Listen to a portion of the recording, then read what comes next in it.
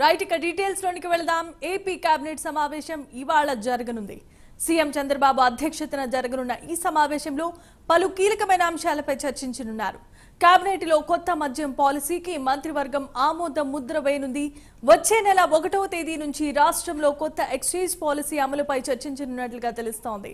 Operation Budameru వరద నష్టంపై కేంద్ర సహాయం పైన కేబినెట్ లో చర్చించనున్నారు. 100 రోజుల కూటమి ప్రభుత్వ పాలనలో మంత్రుల గ్రాఫ్ ను సమావేశంలో చంద్రబాబు అందించనున్నారు. అయితే జనసేన మంత్రుల గ్రాఫ్ ను మాత్రం పవన్ కు ఇవ్వనున్నారు చంద్రబాబు.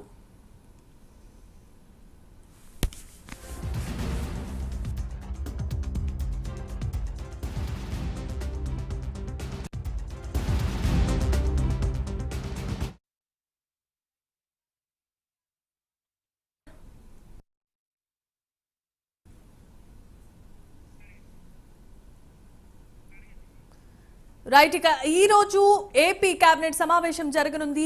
పలు కీలకమైన అంశాలపై చర్చించనున్నట్లుగా తెలుస్తోంది. ఇదే అంశానికి సంబంధించి మరిన్ని అప్డేట్స్ ను మా ప్రతినిధి శ్రీనివాస్ అందిస్తారు. శ్రీనివాస్, చెప్పండి.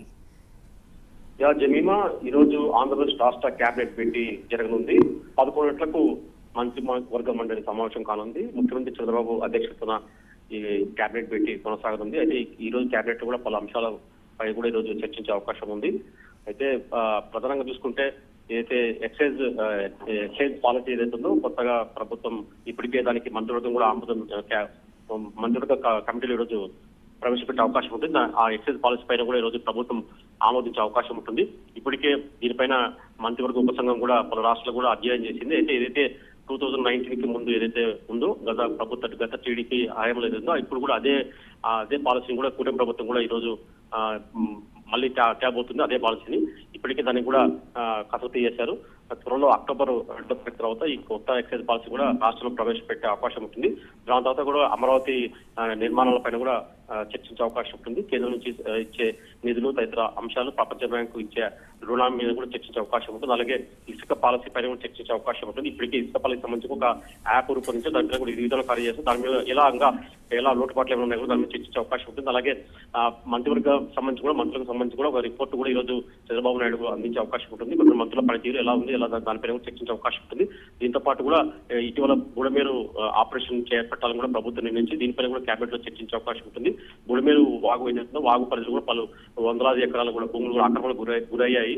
ఆ నేపథ్యంలో ముంపు గురైందని చెప్పేసి కూడా ప్రభుత్వం భావిస్తుంది. దీనిపైన కూడా ఖచ్చితంగా ఈ అక్రమ నిర్మాణం అనేది కూలదోయాలని చెప్పేసి కూడా ప్రభుత్వం భావిస్తుంది. ఇందులో భాగంగానే బుడమేరు ఆపరేషన్ బుడమేరు కూడా త్వరలో ప్రారంభించని చెప్పి భావిస్తున్న ప్రభుత్వం దీనిపైన చర్చించే అవకాశం ఉంటుంది.